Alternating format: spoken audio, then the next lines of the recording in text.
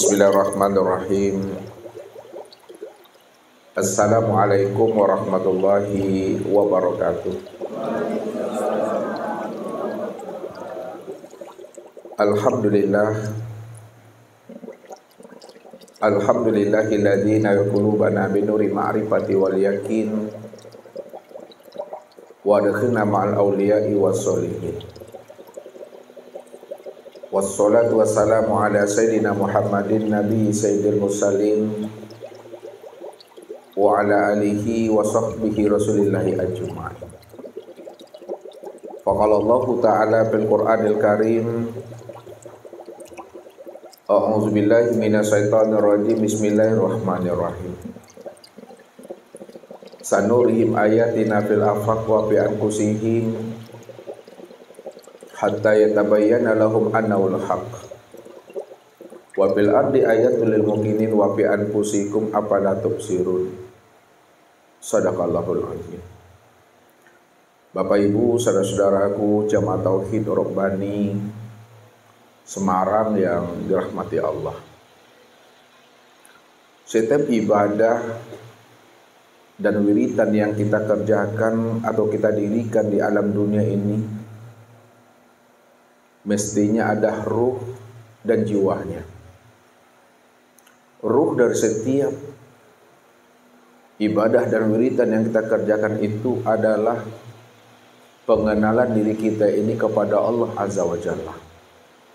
Maka siapapun yang mendirikan suatu ibadah dan ketaatan dan wiridan yang dia perbuat sepanjang hidupnya, jikalau dia tidak mengenal akan rohnya, maka ibadah dan wiridan yang dia perbuat itu tidak ada ruhnya, tidak ada jiwanya. Itulah yang dikatakan ibadah yang hampa, atau ibadah yang mati, atau ibadah yang kosong dan sia-sia. Ini yang diungkapkan oleh baginda Rasul kepada kita.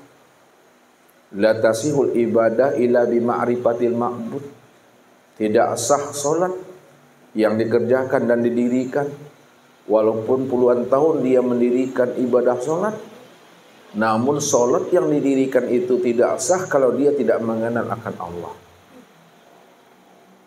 Makanya solat yang kita lakukan itu Bapak Ibu mesti solat yang benar-benar menyaksikan akan Allah. Ini yang Allah kehendaki kepada setiap kita ini. Wa'bud rabbaka hatta ya'tiyakal yakin. Sembahlah Rabbmu itu sehingga benar-benar terbit di dalam hatimu itu suatu keyakinan. Kalaulah kita beribadah kepada Allah, mesti terbit di dalam hati kita itu suatu keyakinan. Lalu mana yang dikatakan yakin itu menurut Nabi? Yang dikatakan yakin itu menurut Nabi Bapak Ibu adalah al-imanu kulluh. Itu adalah iman yang sempurna. Kalaulah keyakinan itu dikatakan iman yang sempurna dari setiap ibadah dan ketaatan yang kita kerjakan, lalu iman yang sempurna itu bagaimana pula menurut Nabi? Iman yang sempurna menurut Nabi itu Bapak Ibu adalah al-iman antu'minu bi ru'yatillah. Iman yang sempurna itu di mana masing-masing kita ini sudah mampu mengenal, berliqah, bermusyahadah dan bermuwajahah dengan Allah. Iman yang sempurna itu di mana Bapak Ibu itu sudah menyaksikan Allah yang diibadati. Makanya solat yang tidak menyaksikan Allah itu dikatakan namanya solat yang mengkhayal, solat yang melamun. Bagaimana hatinya itu akan hadir kepada Allah kalau dia itu belum mengenal, belum berjumpa, bersua dan bertatap wajah dengan Allah. Maka disinilah sebenarnya penekanan baginda Rasul Nabi Muhammad sallallahu alaihi wasallam kepada umatnya ini. Apa kata baginda Rasul kepada kita? Anta'budallah ka'annaka tarahu. Sembahlah olehmu Allah itu seolah-olah kamu melihatnya. Makna ka'annaka itu benar-benarlah kamu itu menyaksikan Allah yang kamu ibadati itu. Makanya puncak daripada ibadah dan ketaatan yang kita perbuat, salah satunya adalah ibadah sholat. Benar-benar ibadah sholat itu adalah ibadah yang menyaksikan Allah. Sebab Allah itulah sebenarnya rudal setiap ibadah dan wiritan yang kita kerjakan. Makanya Nabi pernah membuat suatu perumpamaan dan contoh. Ya, kita ambil hikmah dan iktibar yang disampaikan Rasul kepada kita ini. Karena Rasul memandang dan melihat umatnya sama-sama mendirikan ibadah sholat. Apa kata baginda Rasul? Ada dua orang di antara umatku, sama-sama dia mendirikan ibadah sholat. Cara berdirinya di dalam sholat sama. Cara rukunya di dalam sholat juga sama. Cara iktidal, sujud dan duduknya tidak berbeda. Akan tetapi sholat di antara mereka berdua bagaikan langit dengan bumi. Apa maknanya itu? Dia sama-sama sholat, berdirinya sama, rukunya sama, iktidalnya sama, sujud dan duduknya berbeda. Tapi kenapa sholat di antara mereka berdua itu kualitasnya, mutunya bagaikan langit dengan bumi? Itu maknanya, yang satu sholatnya itu benar-benar menyaksikan Allah. Hadir hatinya itu menyaksikan Allah. Yang wujud, yang terang dan yang nyata. Sempurna pada dirinya. Dan yang satu sholatnya itu lalai, belusukan. Sholat yang mana hatinya itu benar-benar buta. Sholat yang menghayal. Karena mereka yang lalai ini, dia tidak melihat, dia tidak menyaksikan, dia belum bertatap wajah dengan Tuhannya. Makanya yang satu yang melihat ini ada ruhnya, yang satu tidak melihat, tidak ada ruhnya. Itulah sholat yang mati. Dan inilah yang diungkapkan oleh baginda Rasul kepada kita Bapak Ibu. Sayati zamanun ala ummati yusalluna wala yusallun. Akan datang nanti suatu masa kepada umatku setelah aku tiada, di mana umatku itu mendirikan ibadah sholat yang wajib dan yang sunnah, tapi sebenarnya mereka itu belum sholat. Tubuhnya saja yang berdiri, rukuk dan iktidal. Tubuhnya saja yang sujud dan duduk. Akan tetapi mereka sebenarnya belumlah sholat. Inilah yang dikatakan Allah itu kepada mereka.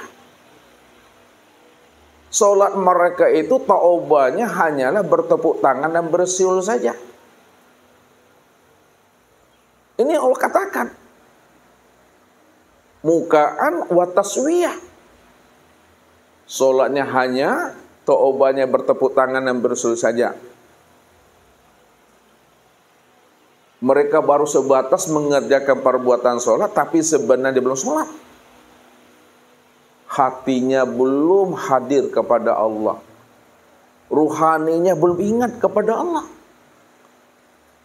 Maka dalam penyampaian kaji, itu baru sebatas melakukan perbuatan sholat. Namanya sholat batang tubuh. Nah, ini yang kita mesti koreksi dari setiap ibadah kita ini. Kalau tidak Bapak Ibu, apa yang disampaikan Nabi itu benar-benar terbukti nantinya. Kamin qaimin hazuhu min sholati at-ta'ab wan nasab. Berapa banyak nanti umatku yang mendirikan ibadah sholat, tapi dia tidak mendapatkan apa-apa dari ibadah sholat yang dia kerjakan, melainkan at-ta'ab wan nasab, hanya rasa capek, letih dan panekse yang dapat Bapak Ibu. Kalau bahasa ustadznya Bapak Ibu, la uzur badani, lausang badan ini, dah lapuk, dah reot badan ini karena rajin beribadah, tapi tidak menghasilkan apa-apa buat dirinya, tidak memberi faedah buat dirinya. Inilah ibadahnya orang yang tertipu. Wa hum yahsabuna annahum yuhsinuna sun'a. Mereka mengira dan menyangka telah melakukan amal yang terbaik, sebenarnya mereka sudah tertipu dengan diri dan amal mereka sendiri, kata Allah. Kalau bahasa Ustaz, takicu dengan tarang namanya Bapak Ibu. Saya tidak tahu Bapak Ibu artinya takicu dengan tarang. Tanya sama Pak Ardi. Ya. Kalau takicu di Nanggalo biasa tuh Bapak Ibu, gelap. Kita berjalan tengah malam lewat sini, ya, masuk kaki kita ini di lubang gitu, kena gelap itu biasa. Tapi kalau kita berjalan di siang hari, ya, angin malangkang namanya Bapak Ibu, masuk juga kaki kita ke lubang di jalan sebesar itu, lubang masuk juga kita ke dalam atu, namanya butuh sangi itu dah, benar-benar buta itu dah. Kalau karam kita di tengah lautan biasa, tapi kalau karam di tepi lautan sakit betul hati itu. Kalau kita karam di tengah lautan kan biasa tuh, karena di tengah lautan. Ini di tepi lautan kita karam. Beda warnanya Bapak Ibu tuh. Jadi jangan kita mengira dan menyangka serta menganggap bahwa kita telah melakukan amal yang terbaik, padahal kita sudah tertipu dengan amalan diri kita sendiri. Lalu bagaimana supaya amal kita ini tidak tertipu? Diri kita juga tidak tertipu dengan diri dan amal kita sendiri. Maka hendaklah kita ini benar-benar mengenal Allah dengan pengenalan yang sempurna, zahir dan batin. Kalau kita sudah mengenal Allah dengan pengenalan sempurna Bapak Ibu, maka ibadah yang kita lakukan itulah yang dikatakan ibadah yang nikmat, ibadah yang bermanja-manja kepada Allah. Asik Bapak Ibu. Benar-benar ruhani dan jiwa kita itu di dalam dekapan kandungan rahman dan rahimnya Allah itu. Tapi kalau kita tidak mengenal Allah, bagaimana hati dan rohani kita itu akan muncul namanya sifat mahabbah, rindu dan bermanja-manja dengan Allah. Allah dalam pandangan kita itu masih Allah yang batin saja baru. Allah yang gaib saja baru yang kita kenal. Tapi kita tidak paham Allah yang sudah wujud dan yang nyata pada alam dan sempurna pada diri ini. Makanya Allah ingatkan kita ini. Awalam yatafakkaru fi anfusihim. Kenapa tidak kamu pikirkan akan dirimu, kata Allah. Wa fi anfusikum afala tubsirun. Aku ini sudah wujud menjadi rahasia dirimu, kata Allah. Pikirkanlah itu, kata Allah. Siapa yang hidup itu sebenarnya pada dirimu? Siapa yang melihat itu pada dirimu? Siapa yang mendengar itu pada dirimu? Siapa yang berkata itu pada dirimu? Kalau bukan aku yang wujud, semata-mata menjadi rahasia akan dirimu, kata Allah. Makanya orang-orang yang tidak mau memikirkan akan rahasia hakikat dirinya, maka inilah yang dikatakan oleh Allah sebagai penghuni neraka jahanam itu, Bapak Ibu. Apa kata Allah? Walaqad zaraqna li jahannama katsiran minal jinni wal ins lahum qulubun la yafqahuna biha wa lahum a'yunun la yubsiruna biha wa lahum azanun la yasma'una biha ulaika kal an'am bal hum adal ulaika humul ghafilun. Sungguh kebanyakan isi neraka jahanam itu, kata Allah, adalah jin dan manusia. Apa sebabnya isi neraka jahanam itu kebanyakan isinya adalah jin dan manusia? Allah katakan, lahum qulubul la yafqahuna biha. Mereka itu punya hati, kata Allah, tapi mereka tidak mampu memahami siapa yang berkehendak pada hatinya itu. Walahum a'yunun la yubsiruna biha. Mereka punya mata, tapi mereka tidak paham dan tidak mengerti siapa yang melihat pada matanya ini. Walahum azanun la yasma'una biha, kata Allah. Mereka punya telinga, tapi mereka juga tidak paham dan tidak mengerti siapa sebenarnya yang mendengar pada telinganya ini. Maka orang yang tidak mau menyadari siapa sebenarnya yang berkehendak, yang melihat dan mendengar dan yang hidup pada dirinya. Maka taubahnya mereka itu, kata Allah, ulaika kal an'am bal hum adal. Taubahnya mereka itu sama seperti hewan ternak, bahkan lebih ternak lagi daripada hewan ternak, Bapak Ibu. Hewan ternak dikatakan sesat, Bapak Ibu, karena tidak diberikan namanya akal fikir. Tapi manusia dikatakan lebih sesat daripada hewan ternak. Dia diberi Allah namanya akal fikir, dia diberi Allah namanya hati, dia diberi Allah namanya penglihatan, dia diberi Allah namanya pendengaran dan rasa. Tapi mereka tidak mampu memahami siapa yang melihat, mendengar dan berkata, siapa sebenarnya berkehendak dan hidup. Maka mereka lah yang lebih sesat daripada hewan ternak itu. Inilah yang diingatkan Allah kepada kita, supaya kita mau mempergunakan kecerdasan rohani dan akal fikir yang Allah titipkan kepada diri kita. Sampai-sampai Allah mengungkapkan itu kepada kita ini. Inna syarad dawabi indallah summum bu'mun umyun fahum la ya'qilun. Sesungguhnya seburuk-buruk binatang yang melata di muka bumi ini, kata Allah, adalah manusia. Manusia yang benar-benar tuli dan bisu serta buta. Mereka tidak mau mempergunakan namanya akal fikirnya. Kalau bahasa ustadznya, Bapak Ibu, KKO-nya, kincia kinci utaknya. Apalah takkilun, kata Allah.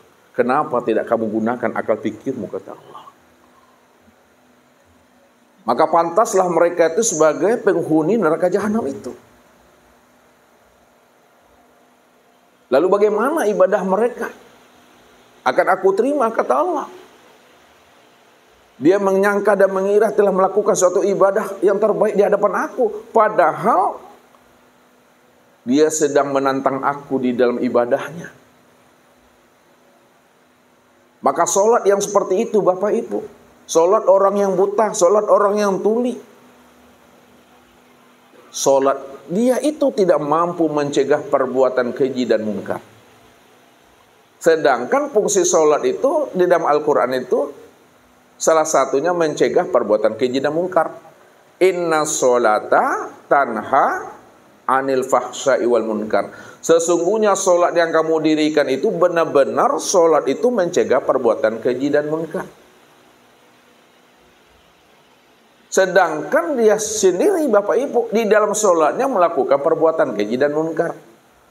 Di mana dia melakukan perbuatan keji dan munkar di dalam sholatnya itu? Pada saat dia mendirikan ibadah sholat, namun dialah yang merasa dirinya itulah yang berdiri. Dia yang merasa yang ruku, dia yang merasa yang i'tidal, dia yang merasa yang sujud dan duduk, dia yang merasa yang bertakbir, dia yang merasa memandang, mendengar, berkata. Padahal itu, kata Allah, wujuduka dzanbun, adanya pengakuan dirimu yang berdiri, ruku, i'tidal, sujud dan duduk, itu adalah dosa.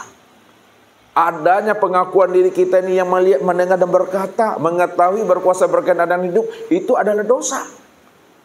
Maka solat yang tidak mengenal Allah, solat yang tidak mengenal akan aku, kata Allah, solatnya tidak akan mampu mencegah perbuatan keji dan munkar. Inilah solatnya itu tidak memberikan efek, tidak memberikan manfaat dan faedah buat dirinya. Sehingga ibadahnya itu menjadi amal ibadah yang hampa dan sia-sia, Bapak Ibu. Jadi sore ini Bapak Ibu, ya, sambil menunggu waktu maghrib masuk, kita mencoba untuk memahami bagaimana jalan kita itu, ya, bisa mengenal akan Allah. Karena mengenal Allah itu amat sangat mudah, Bapak Ibu. Kalau ada Bapak Ibu sulit kali mengenal Allah, itu bukan karena Allahnya. Yang membuat sulitnya jemaah itu mengenal Allah itu karena gurunya saja itu, ya. Tapi bukan ustaz. Untuk lebih pahamnya tunggulah pesan-pesan berikut ini. Duka.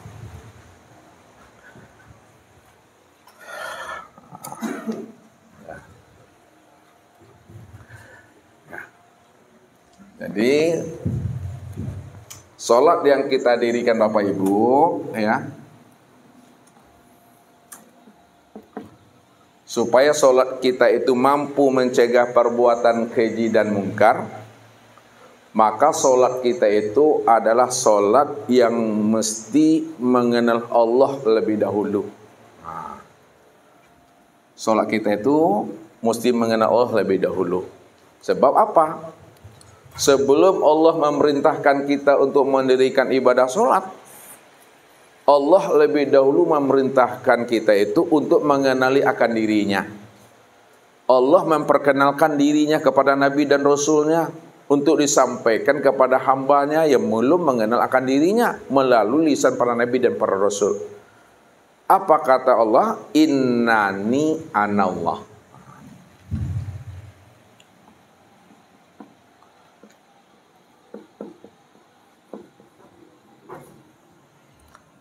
La ilaha illa ana fa'budni wa aqimis sholata li zikri. Sesungguhnya diriku ini adalah Allah. Jadi Allah memperkenalkan dirinya, sesungguhnya aku ini adalah Allah. La ilaha illa ana. Tidak ada yang wujud dan yang nyata, melainkan yang wujud dan yang nyata itu sebenarnya adalah aku, kata Allah. Maka siapa yang sudah mengenal akan diriku, akulah yang wujud, akulah yang nyata, akulah yang awal, akhir, zahir dan batin. Siapa yang telah mengenal aku dengan pengenalan yang sempurna, fa'budni, maka sembahlah aku. Hakikat penyembahan itu Bapak Ibu, itu sebenarnya adalah makrifat, mengenal akan dirinya tuh. Nih, hakikat ibadah itu makrifat, mengenal dirinya. Nah, hakikat makrifat ini adalah liqa', berjumpa. Hakikat liqa' itu adalah musyahadah, menyaksikan. Hakikat musyahadah itu adalah muwajjahah, bertatap wajah. Makanya ketika kita telah mengenalnya, kita telah berjumpa dengan dirinya, kita telah bertatap wajah dengan dirinya, disebabkan karena kita sudah menyaksikannya, barulah Allah katakan wa aqimis sholata li zikri. Maka dirikalah sholat itu benar-benar sholat yang ingat akan diriku. Makanya syarat ingat itu makrifat. Tak mungkin seseorang itu bisa mengingat akan Rabb-nya. Tak mungkin seseorang itu bisa mengingatkan Allah kalau dia belum mengenal Allah itu lebih dahulu. Dan tak mungkin pula dia bisa mengenal Allah itu kalau belum berjumpa dengan Allah. Dan tak mungkin pula dia bisa berjumpa dengan Allah kalau dia belum menyaksikan Allah. Dan tak mungkin pula dia menyaksikan Allah kalau dia belum bermuwajahah dengan Allah. Jadi syaratnya bisa kita ingat Allah itu bermuwajahah, bermusyahadah, berliqa' dan bermakrifat. Inilah sholat yang ingat itu. Nah, tanpa pengenalan diri kita kepada Allah, maka ibadah kita itu tidak ada ruhnya, tidak ada jiwanya. Itulah ibadah yang lalai, ibadah yang kosong. Sampai-sampai Nabi mengatakan, kamin qa'imin hazumin sholati at-ta'abu wan nasab. Berapa banyak nanti umatku mendirikan sholat, tapi dia tidak mendapatkan apa-apa dari sholatnya, melainkan rasa capek, letih, dan panekse yang dapat Bapak Ibu. Walaupun badan ini dah uzur, badan ini dah lapuk, badan ini dah tua, kena rajin beribadah, namun kena ibadah itu tidak ada rohnya, ibadah itu tidak ada jiwanya, disebabkan karena tidak mengenal Allah, maka ibadahnya itu menjadi ibadah yang mati, hampa dan sia-sia. Jadi sholatnya kata Allah bagaikan orang yang bertepuk tangan dan bersyul saja, tidak memberikan manfaat dan faedah. Bahkan selama dia mendirikan sholat, dia selalu berbuat mungkar di hadapan Allahnya. Itu disebabkan karena dia tidak mengenalkan Allah itu. Makanya wajib kita mengenal Allah. Nah, bagaimana jalan mengenal Allah? Ya. Jalan mengenal Allah, makrifat ini Bapak Ibu,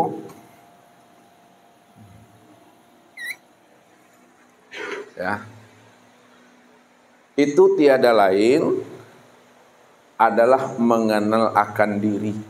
Nah, jalan mudah mengenal Allah itu dengan jalan mengenal akan diri.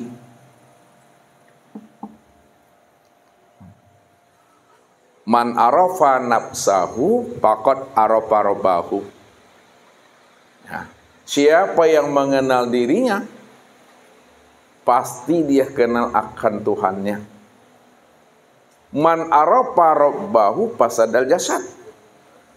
Dan siapa yang telah mengenal Allah disebabkan dia telah mengenal dirinya, ketika itulah dia dirinya benar-benar hilang.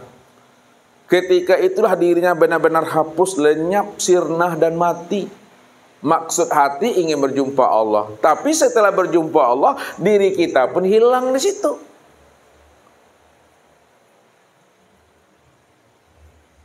Jadi ketika diri kita hilang, diri kita dah mati, tidak ada wujud di situ lagi. Dan tidak ada lagi dia bersifat. Maka nyatalah Allah itu benar-benar wujud dan bersifat. Disitulah letaknya qiyamuhu binafsihi itu. Dia yang wujud semata-mata Bapak Ibu. Maka jalan mengenal Allah yang wujud itu, wajib kita mengenal diri. Mana yang dikatakan sebenar diri itu pada diri Bapak Ibu. Nah, lihat nih. Nah, yang dikatakan sebenar diri itu Bapak Ibu, itulah yang disebut namanya dengan hayat.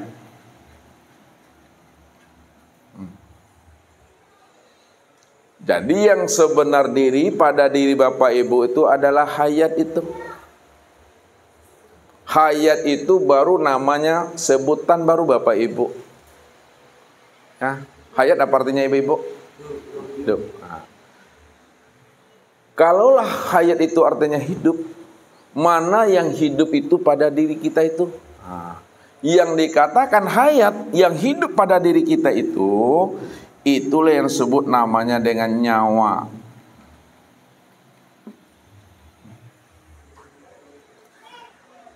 Nyawa itu nyata wujud Allah. Jadi yang dikatakan nyawa nyatanya wujud Allah itu, yang dikatakan hayat tadi, meliputi sekalian batang tubuh dan memenuhi sekalian rongga tubuh. Itu yang disebut namanya dengan nyawa. Jadi yang dikatakan hayat itu adalah nyawa, meliputi sekalian batang tubuh dan memenuhi sekalian rongga tubuh. Itu juga sebutan juga baru tuh. Padahal setiap yang kita sebut namanya pasti ada orangnya. Mana yang dikatakan nyawa itu pada diri Bapak Ibu? Yang dikatakan nyawa itu pada diri Bapak Ibu, itulah yang disebut namanya dengan napas.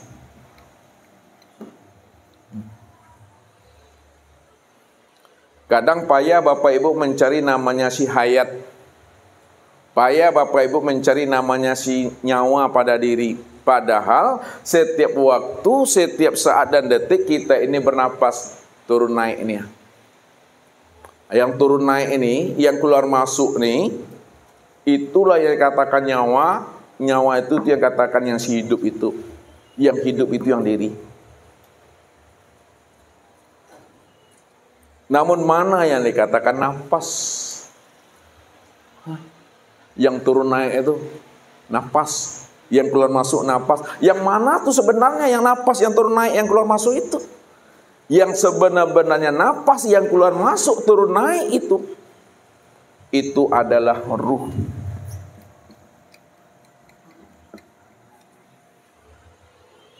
Ruh itu yang sebenarnya yang dikatakan napas. Yang turun naik, yang keluar masuk tuh. Ruh itu maknanya rahasia wujud hu, rahasia wujud aku tuh kata Allah. Makanya Allah bertanya kepada Muhammad, wa yas'alunaka 'anir ruh qul ruh min amri rabbi. Mereka bertanya kepada engkau hai Muhammad tentang ruh.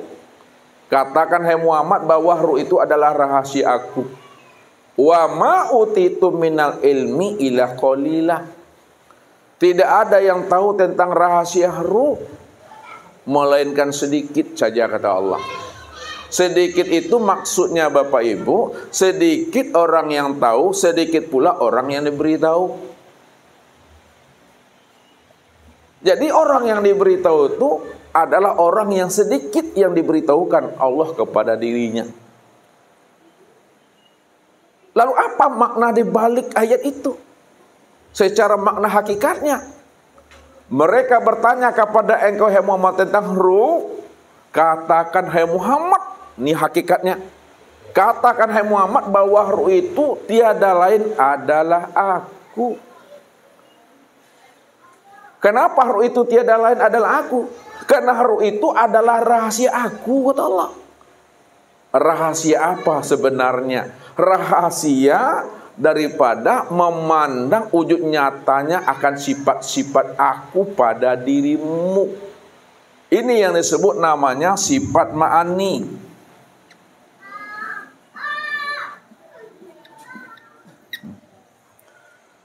Sifat yang 7 yaitu sama, basar, kalam, ilmu, kudrat, iradat, dan hayat.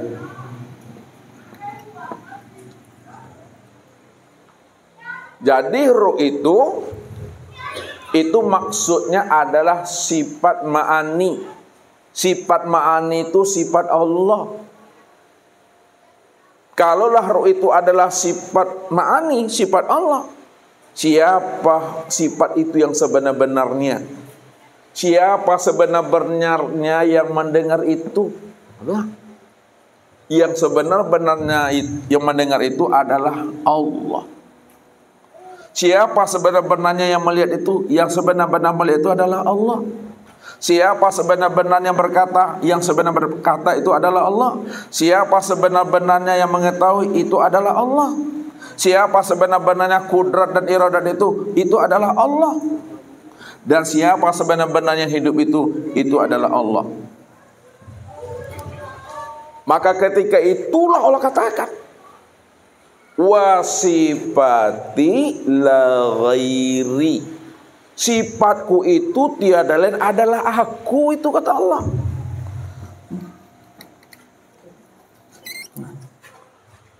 Wasifati la ghairi. Wasifati la ghairi. Sifatku itu tiada lain adalah aku, kata Allah. Maka Allah itulah sebenarnya yang dikatakan diri sejati. Allah itu yang dikatakan diri sejati. Allah itu yang disebut namanya sebenar diri. Allah itu yang dikatakan seakmal diri. Allah itu yang dikatakan sejati diri.